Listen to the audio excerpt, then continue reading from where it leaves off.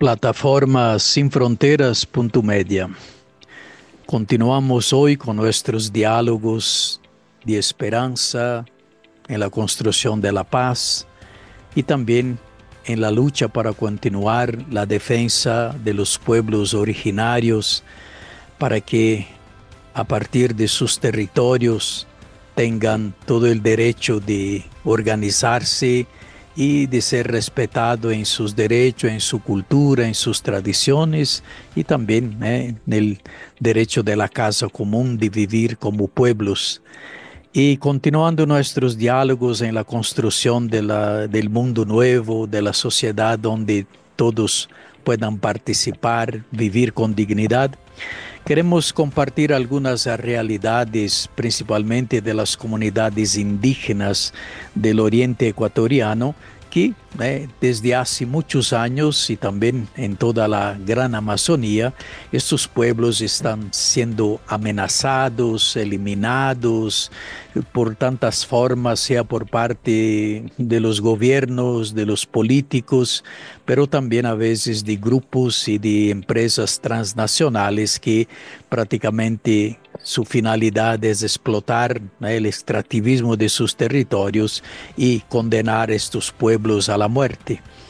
Y para compartir con nosotros hoy esa realidad de aquí del oriente ecuatoriano, aquí donde viven la mayoría de las comunidades indígenas, tenemos la dicha de tener con nosotros a Andrés Tapia, que es ex dirigente de la Confederación de Entidades Indígenas de la Amazonía Ecuatoriana. Bienvenido, Andrés. Hola, bienvenidos, buenas tardes, gracias por la invitación. Bueno, usted está ahí viviendo en una realidad donde prácticamente hay una situación muy grave con la cuestión del expansionismo minero, del extractivismo y también con toda esta ronda petrolera y también toda la realidad por parte del gobierno ecuatoriano de prácticamente entregar parte de estos territorios a compañías extranjeras para explotar. ¿Podrías compartir un poco cómo está este contexto, esta realidad en este momento?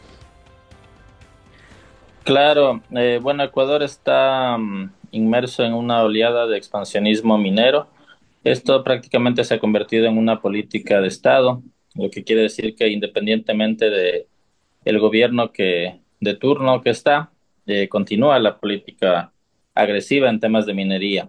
A tal punto que en los catastros mineros que se han abierto a lo largo de estos años, cada vez el expansionismo es mayor. Justamente ayer hacíamos público una investigación periodística sobre cómo desde varios epicentros modernos de minería en la Amazonía central del Ecuador, esta se está promoviendo hacia el norte y hacia el sur, y con una nueva faceta que tiene que ver con el vínculo con las organizaciones delictivas y con el narcotráfico, que prácticamente es quien financia o quien ha pasado a controlar gran parte de las concesiones, sobre todo de la minería ilegal.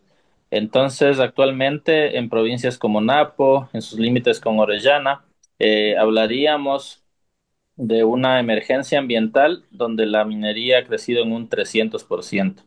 Entonces, realmente es una problemática muy compleja la que en estos momentos afronta, en este caso, la Amazonía ecuatoriana. ¿Y cuáles son las comunidades más afectadas en todo esta situación? Bueno, el epicentro moderno o actual de la minería es la provincia del Napo. Esta es una provincia ubicada en el centro norte de la Amazonía ecuatoriana, y que ha tenido una expansión minera, como decía, del 300%, y que es un fenómeno reciente de apenas los últimos 5 años. Durante la pandemia es cuando se implanta la minería ilegal, aprovechando un poco la situación caótica y crítica que vivía el mundo y en este caso la Amazonía. Se camufla en actividades de vialidad, en actividades productivas, como por el uso de la maquinaria para el tema de minería pétrea, pero luego en la pospandemia ya se evidencia que hay un ingreso feroz, podríamos decir así, de mafias mineras que prácticamente se toman el territorio. Entonces, La provincia del Napo en estos momentos es el epicentro de la minería, pero no olvidemos que los sitios donde históricamente se han pretendido implantar y se han implantado proyectos megamineros, ya hablando ahí sí de la minería a gran escala, están en el sur de la Amazonía, en provincias como Morona, Santiago y sobre todo en Zamora, Chinchipe, donde están los proyectos mineros de cielo abierto más grandes del país. Sí, y ahí hay las comunidades de los pueblos Achuar, Separa, que están así ya organizándose en defensa de sus territorios. ¿Y cómo está la organización de las comunidades que están luchando en defensa de sus territorios para que no, o- es decir, no aceptar la minería ilegal en estos territorios? Sí, en las nacionalidades que señalabas, no ha logrado ingresar aún la minería, sobre todo en la provincia de Pastaza, es una provincia ubicada en la parte central de la Amazonía, es donde ha existido una resistencia histórica, ¿no? Frente a estas actividades, no solo en Pastaza, sino en todas las provincias, pero quizás ha sido aquí en el centro, en Pastaza, donde se ha impedido que entren las empresas mineras y también se han impedido que avancen las rondas de licitación petroleras. Entonces, precisamente nacionalidades como la Chua, Zapara, Andua, Shivia, Quichua, Guarani, Shuar, las siete nacionalidades de la provincia de Pastaza, han mantenido una resistencia muy fuerte, por lo cual hasta el momento todavía no existe inserción de empresas mineras, salvo casos muy esporádicos o muy puntuales, pero no, por ejemplo, procesos de minería a gran escala y tampoco se ha dado paso a las concesiones petroleras que a lo largo de los años los gobiernos han querido implementar. Y así las consecuencias que viven estos pueblos ahí a causa de toda esta, del extractivismo minero, que genera una cantidad de consecuencias, de problemas de salud, problemas del agua, problemas también de producción, de sus territorios, ¿no? ¿No? Sí, por supuesto, los problemas serían en varios planos, ¿no? Por un lado, obviamente, el deterioro ambiental, que quizás es el más alarmante y evidente por los efectos que genera. Hay ríos en la provincia de Napo como el Itzupino o en el límite con Orellana, el río Punino, que prácticamente son ríos eh, muertos, ¿no? Que producto de la vertido de los metales como el mercurio y ya de la agresiva presencia de maquinarias, su cauce está totalmente disminuido. Entonces allí los efectos ambientales son evidentes, pero no solo se limita a los efectos ambientales, ya que hay consecuencias tanto económicas cuanto socioculturales, sobre todo en la dinámica social de las comunidades, que sabemos son comunidades que están conformadas en base a un entorno colectivo comunitario, prácticamente se desestructuran, pierden esta conformación e incluso lo que se ha reportado es que en los últimos años las tierras han sido despojadas a los mismos comuneros, quichuas en este caso, de las comunidades. Es decir, las mafias han pasado a tomar el control de los terrenos, de los territorios donde está operando la minería, incluso estableciendo contratos de arrendamiento y prácticamente siendo ellos los que deciden quién entra y quién sale, las empresas y las mafias vinculadas a estas empresas. Entonces eso hace perder total autonomía, total soberanía sobre los territorios y las familias finalmente están desplazadas producto de una migración campo-ciudad y ciudad-campo, porque estas zonas que son rurales también viene una migración para ocuparse laboralmente en la actividad minera. Entonces el efecto es devastador en la cuestión de desestructurar la dinámica social de la comunidad y de eso provienen una serie de problemas sociales que están vinculados al alcoholismo, a la drogadicción e incluso a la prostitución. Conversábamos hace unos días o en este artículo que les voy a compartir el tema de la prostitución en la zona y había reportes incluso de niñas embarazadas entre los 11, 12, 13 años o incluso violaciones en criaturas, podríamos decir así, mucho menores de 7, 8 o 9 años. Entonces prácticamente es ya una desestructuración total de la sociedad en estas zonas. Por otra parte, también por parte del gobierno, estos viajes internacionales hace acuerdo con otros países para que estas empresas mineras exploten, quer dizer, está casi así haciendo una subasta de los territorios para entregar a estas compañías mineras. ¿Estos pueblos son consultados en estas decisiones o el gobierno se impone para que explote principalmente la cuestión del oro para China y tantos otros lugares? Sí, decía que el derecho a la consulta previa, libre e informada se ve totalmente vulnerado, pese a que está garantizado en la Constitución y en el artículo 57 en los derechos colectivos, no se está cumpliendo. Simplemente se procede con meros trámites informativos o de socialización que no son consulta previa y mucho menos con el tema del consentimiento, donde las comunidades, en caso de ser consultadas y decidir que no están de acuerdo con proyectos extractivos, debería esta voluntad respetarse y sin embargo no se lo hace.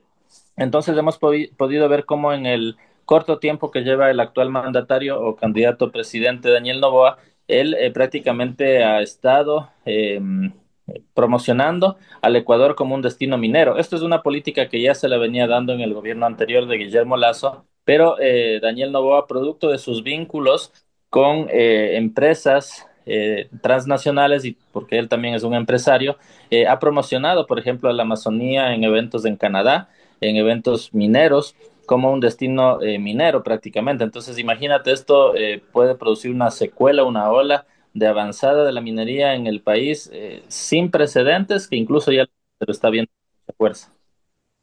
Claro, sí, porque prácticamente debería haber un diálogo, un entendimiento, porque parece que la principal finalidad es que el país encuentre recursos económicos, entonces no importa a quién paga las consecuencias, ¿no? Es decir, los que son víctimas de todo esto, ¿no? Eh, en esta campaña electoral y estas elecciones, ¿ustedes con pueblos ahí de la Amazonía han sentido una preocupación por esta realidad o políticamente no hay ningún interés, sencillamente explotar la cuestión minera? No, realmente ha existido una preocupación, más aún cuando el movimiento indígena contó con su candidato, con su candidatura, en este caso del compañero Leonidas Issa, y fue el plan de gobierno que recogía precisamente estas necesidades o aspiraciones en torno al tema ambiental. De los 16 binomios que se presentaron, prácticamente ninguno tuvo, ¿no es cierto?, un estándar en el cual se piensa en lo ambiental, y fue la propuesta del movimiento indígena la que planteó abiertamente el tema de su oposición a los proyectos megamineros. Es muy textual al decir no a la minería a gran escala, no a la minería ilegal y auditoría minera, moratoria y auditoría minera en las zonas donde está implantada la minería. Entonces es un proyecto muy claro y no solo en la minería, sino en otros temas. El tinte ambiental, el contenido ambiental de la propuesta del movimiento indígena fue muy clara. Lamentablemente no se logró llegar a la segunda vuelta, pero incluso en el contexto de la segunda vuelta, a las puertas de la elección del domingo, el movimiento indígena elevó varios puntos a los candidatos finalistas y entre ellos uno de los puntos fue precisamente la moratoria y la auditoría minera que finalmente ha sido acogido en un acuerdo programático con el movimiento Pachacuti y la candidata finalista Luisa González, más Ay, no por el candidato Daniel Noboa. la realidad de los jóvenes en todas estas situaciones, porque prácticamente usted mencionaba que hay todo una cuestión de migración a veces de los territorios por las amenazas y por una cantidad de cosas, ¿no? De la contaminación del medio ambiente. ¿Cómo los jóvenes viven toda esta experiencia? Realmente es complejo porque quizás es uno de los sectores más vulnerables e impactados por el extractivismo, porque como está en un proceso, ¿no es cierto?, de formación entre la adolescencia temprana, la adolescencia y luego la juventud, eh, la necesidad, por ejemplo, laboral hace que muchos jóvenes a tempranas edades se vinculen a la minería ilegal. Entonces, estar directamente expuestos a riesgos laborales. Se han reportado en la provincia de Napo muertes, desmembraciones, ya que es una minería totalmente no regulada. Es prácticamente una anarquía del trabajo laboral en la minería, donde están expuestos a las palas, a las cucharas de las retroexcavadoras y ya se han generado se han reportado estos accidentes y muertes también. Entonces, los jóvenes que son en su mayor parte se ocupan laboralmente en estas actividades están expuestos a ello. Y por otro lado, son más vulnerables porque obviamente vicios como el alcoholismo, la drogadicción, la misma prostitución, obviamente los impacta directamente, ¿no? Sea en el caso de la prostitución, por ejemplo, donde niñas, jóvenes en la temprana adolescencia ya se ven obligadas o están expuestas a ello, o sea en temas como drogadicción o alcoholismo, donde también son jóvenes los que están allí. Por otro lado, la migración es un fenómeno que es muy común en la juventud, ya que al no encontrar alternativas, es decir, quienes no se vinculan a la actividad extractiva y salen de su comunidad, abandonan su comunidad buscando alguna posibilidad económica, migran de la región hacia otras regiones del país y entonces el fenómeno de la migración es un fenómeno muy fuerte. Y un tercer elemento sería lo que tiene que ver también con la falta de acceso a la educación. Nuevamente, esto es algo que impacta a los jóvenes, sobre todo, quienes de pronto logran terminar la secundaria, no encuentran esa posibilidad del acceso a la educación y finalmente entonces les toca luego vincularse laboralmente a empresas o a otro tipo de actividades no económicas. Esas empresas que explotan el extractivismo en estos territorios, ¿tiene la mano de obra local o llevan gente de afuera que también crea toda una situación social bastante complicada, ¿no?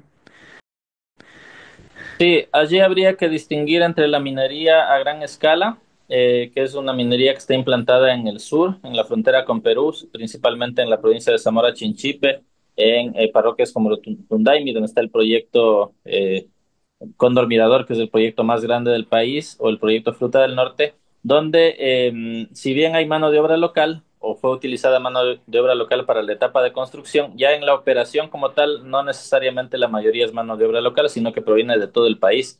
El proyecto Mirador, de hecho, es uno de los sindicatos más grandes del país, de hecho, porque tiene gran cantidad de trabajadores y no necesariamente allí la mayoría es población local, sino que proviene de todo el país, ¿no? Porque está al sur, está muy cerca a la sierra, o pegado a la sierra y muy cerca también a la costa, entonces se ocupan laboralmente personas de todo el país. En la minería ilegal, podríamos decir que sí hay bastante participación de mano de obra local, pero al ser una minería totalmente desregularizada, entonces, como decía, es una actividad totalmente anárquica, en la que entran temporalmente a trabajar, pero sin ningún tipo de condición laboral de seguridad.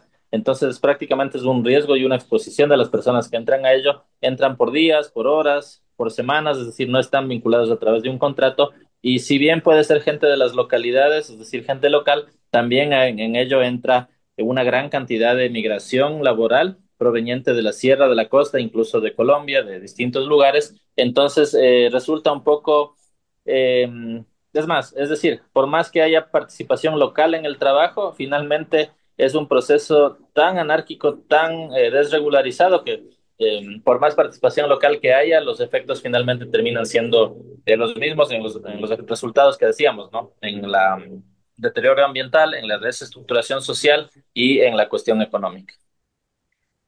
Como usted compartía de toda una situación con falta de educación, de salud, ¿no? De trabajo, eso significa que lo que se explota del territorio, ¿no? A través de ¿no? de los campos mineros, no hay inversión local. Prácticamente es una inversión que va toda a otros intereses afuera del país. Podríamos decir que hay dos facetas, porque la minería ilegal, o nuevamente, separando lo que es minería a gran escala, en la Ah, cual es muy complejo, ¿no? En la minería a gran escala que generó un poco más de 3.000 millones de dólares para el país en un año, en realidad se dejó como ingresos a través de impuestos y otros 59 millones. Hay justamente una entrevista del día de hoy al compañero Leonidas Issa donde explica ese dato, les puedo compartir igual. Entonces es mínima la aportación que genera la minería ya a gran escala. Luego, en la minería ilegal, donde hay más participación local, si se quiere, eh, lo que podemos ver ahí es dos cosas. Una es que hay un vínculo con autoridades locales, es decir, que hay eh, presencia de autoridades locales en la minería ilegal que de alguna manera se pueden ver beneficiadas por ello. Pero nuevamente el beneficio está concentrado en las alianzas que puedan tener determinadas personas, es decir, las mafias mineras y en este caso autoridades locales que tienen las retroexcavadoras. Esa es una denuncia que se lo hizo tiempo atrás y que incluso en el artículo que menciono, el mismo fiscal señala el vínculo con autoridades locales. Entonces es relativo porque puede decirse es la autoridad local que de alguna manera generaría un beneficio a la población. No, porque es un negocio entre dos o pocas personas que se benefician económicamente, pero luego el beneficio no se revierte en términos sociales, más aún cuando se trata de minería ilegal que no tiene una implicación en redituar o en revertirse hacia beneficios sociales. Lo que sí es que esta actividad, como se vuelve tan descontrolada, pasa a ser una parte integrante más de la economía local, pero es una economía totalmente ilícita. Entonces estamos hablando de un problema realmente mayor en el cual prácticamente el Estado pierde el control total de la actividad en estas zonas. Eh, Frente a todas estas amenazas, las comunidades indígenas también están organizadas y hace también todo un trabajo de organización, de concientización para ayudar también a enfrentar esta situación. ¿Cómo se da un poco esto? Sí, por supuesto, hay un nivel de organización muy fuerte que ha hecho por eso lo señalo, que ha impedido que la minería o la misma petrolera avancen mucho más de lo que podría haber sido. Quizás sin la presencia de las comunidades en territorio, estaríamos hablando ya de una total devastación a nivel general de la Amazonía. No es la verdad porque hay, como digo, son focos mineros en los cuales está concentrada la minería ilegal, pero no es la totalidad del territorio. Entonces allí eh, la mera existencia de las comunidades en un territorio garantiza un control, una gestión del territorio. Por ejemplo, acá en Pastaza, el 80% del territorio de la provincia, que es la más extensa del país, está en propiedad de los territorios indígenas. Y por tanto, este 80% no está explotado mineralmente, ni por minería, ni por petrolera. Entonces está en un estado de conservación bastante bueno, bastante alto, producto de la presencia, de la existencia de las comunidades de allí. Eh, un mecanismo importante ha sido el proceso de la estructura comunitaria, es decir, la toma de decisiones colectivas en asambleas, la existencia de un nivel de autoridad consuetudinaria, ¿no es cierto?, a través de sus dirigentes, donde se toman decisiones colectivas. Estas decisiones son elevadas a los voceros de las organizaciones a nivel provincial, regional y nacional, y de esa manera se blinda, si se quiere, también políticamente se pone un candado al intento de los gobiernos de ingresar.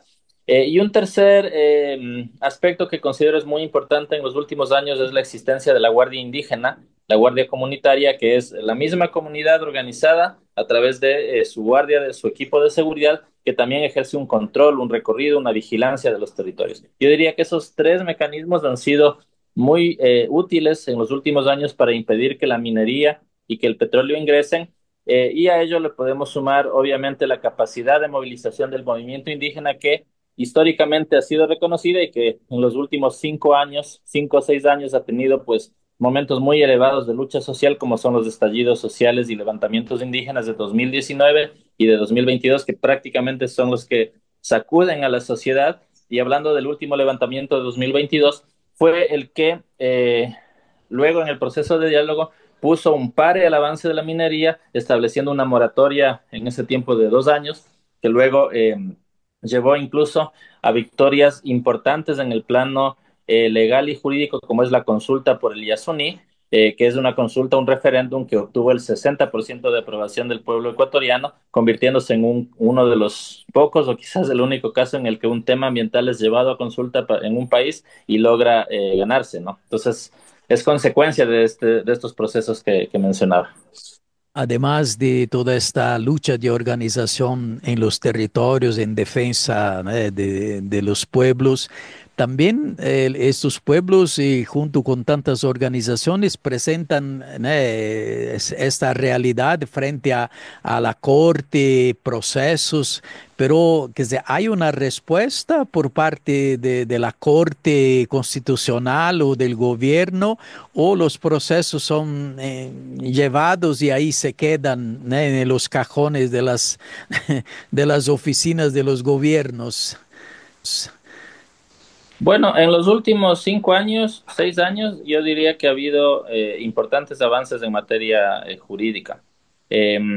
Normalmente todos los casos se perdían en las cortes porque había una fuerte presión de las empresas y en contubernio con el Estado. Por ejemplo, el caso Chevron Texaco, que es el desastre ambiental más grande de la historia, es un caso que se ganó en las cortes nacionales y que sin embargo a nivel internacional está todavía en litigio en el Tribunal de la Haya por las presiones que ejerce una multinacional como Chevron.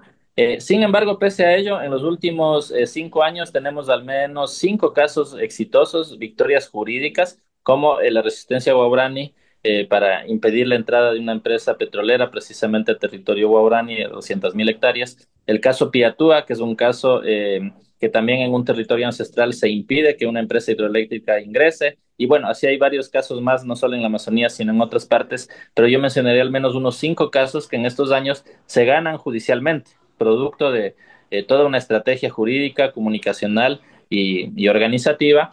Entonces, se revierte esta situación que lo normal era que se pierdan los casos. En estos años, más bien, se ha logrado ganar los casos. Ahora, claro, el tema es que se los gana y ya luego su implementación, ¿qué ocurre? Allí podríamos decir, eh, por un lado, son precedentes jurídicos fundamentales porque son mandatorios y obligan a que se acaten, ¿no es cierto? Por eso es que no ha podido avanzar la actividad extractiva en muchos territorios. Pero por otro lado, obviamente falta ese impulso para su cumplimiento. Un caso real de ello es el caso Yasuní, que es un referéndum que se cumple, que se gana, perdón, con el 60% y que luego tiene toda una fase de espera entre la Corte Constitucional y finalmente su cumplimiento o acatamiento por parte del Estado. Y allí ya viene un manejo político en el cual el gobernante que esté en ese momento, en este caso Daniel Noboa, rompe con su compromiso porque él en tiempos de campaña señaló que cumpliría ese mandato, rompe con su palabra y finalmente no ha impulsado el retiro de la maquinaria para que finalmente se ejecute la sentencia del Yasuní. Entonces ahí siempre entramos en un terreno político en el cual hay un tira y afloja entre gobernante y la parte judicial, pero eso no niega el hecho de que sean precedentes jurídicos fundamentales para la lucha reivindicativa de los pueblos. Así, para ir concluyendo un poco nuestro diálogo, ¿cuáles serían los desafíos en este momento que ustedes tienen por delante en esta lucha con los pueblos indígenas del Oriente Ecuatoriano en la defensa, de la vida, de tradición, de su tierra, de sus derechos?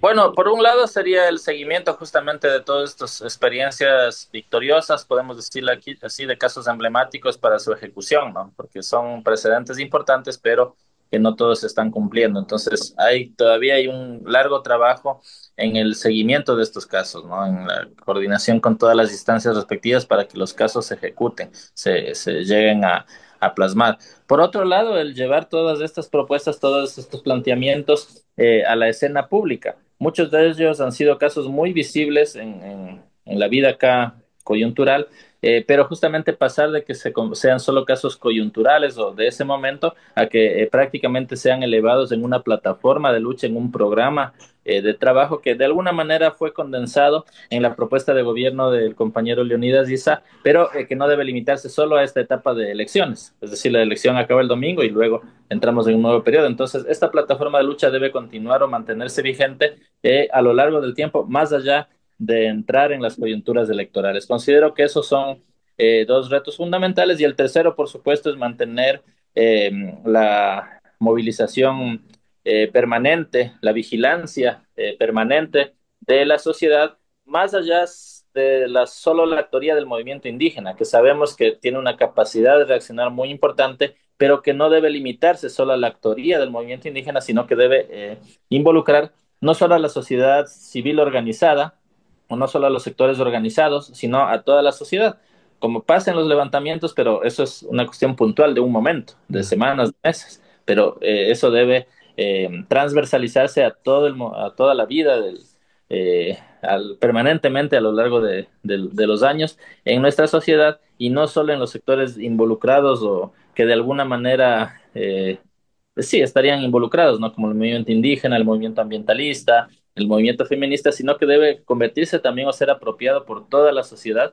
porque el beneficio no es para el movimiento indígena, no es para el movimiento ecologista, es para toda la sociedad que se ve beneficiada por el hecho de que al no avanzar estos proyectos extractivos, finalmente la existencia de una conservación, de una conciencia ambiental en la sociedad ecuatoriana, que es histórico el triunfo del Yasuní, realmente nos permite entender que a lo largo del tiempo o en el horizonte sí podemos avanzar hacia una etapa de una sociedad post-extractiva. Muy bien, Andrés, por compartir con nosotros toda esta realidad que están viviendo los pueblos en sus territorios, principalmente la cuestión de la Amazonía ecuatoriana. Y para ir concluyendo, una palabra de esperanza sí, a todos nuestros seguidores en las redes sociales y también para los pueblos que ahí viven, de continuar esta lucha para que podamos así sumar con todas otras organizaciones, entidades en esta lucha en favor de la defensa de la casa común. Sí, por supuesto, siempre abrigamos muchas esperanzas, ¿no? En la vocación popular a estar permanentemente vigilantes de las cosas que ocurren. Entonces no podemos dejar de ser optimistas porque incluso todos estos años de lucha, estos años recientes demuestran que el pueblo ha tenido esa capacidad, ¿no? Porque si bien las organizaciones han liderado estos procesos, es todo el pueblo el que se ha volcado cuando ha sido de volcarse a las calles, cuando ha sido de sostener estrategias jurídicas en las cortes, en los tribunales, cuando ha sido otras estrategias de lucha también, y cada vez crece una conciencia, producto también del avance de los medios de comunicación, ¿no? En este caso las redes sociales. Entonces todo eso debe ser aprovechado de una manera favorable para posicionar estas demandas. Yo considero que cada vez existe mayor conciencia en el mundo, pero por supuesto esta es una lucha entre polos opuestos donde existen por un lado estas propuestas y por otro lado el avance del capitalismo que trata de vulnerarlas. Entonces considero que el poder dar a conocer estas realidades, el poder sumarse a estas estrategias se vuelve fundamental. Espacios como estos, como otros que pueden existir de debate, de opinión, de foros, de generación, de incidencia y de opinión, son fundamentales porque realmente aunque pareciera que el mensaje no se transmite, realmente yo considero que los mensajes que se llevan, las propuestas, las plataformas que se posicionan, la gente está pendiente de ellos. Y eso es sumamente importante porque en el cambio de la conciencia de la gente, en el adquirir conciencia respecto a estos temas, realmente se abrigan las esperanzas para una sociedad mejor. Muchísimas gracias, Andrés. Andrés Tapia es dirigente de la Confederación de las Entidades Indígenas de la Amazonía Ecuatoriana y ha compartido con nosotros toda esta realidad que están viviendo varios pueblos en la Amazonía Ecuatoriana. Y ojalá podamos sumar fuerzas con todas las organizaciones que luchan por el derecho, por la vida, en contra de tantas amenazas del capital, de tantas otras organizaciones que no tienen en cuenta la vida de las personas y la ganancia. Ojalá que todo esto nos ayude a celebrar la vida de estos pueblos como una victoria para que, como decía Jesús, todos tengan vida y vida en abundancia. Muchísimas gracias, Andrés, por haber compartido con nosotros. No, muchísimas gracias a ustedes, un honor y pues siempre prestos a compartir. Ok, gracias.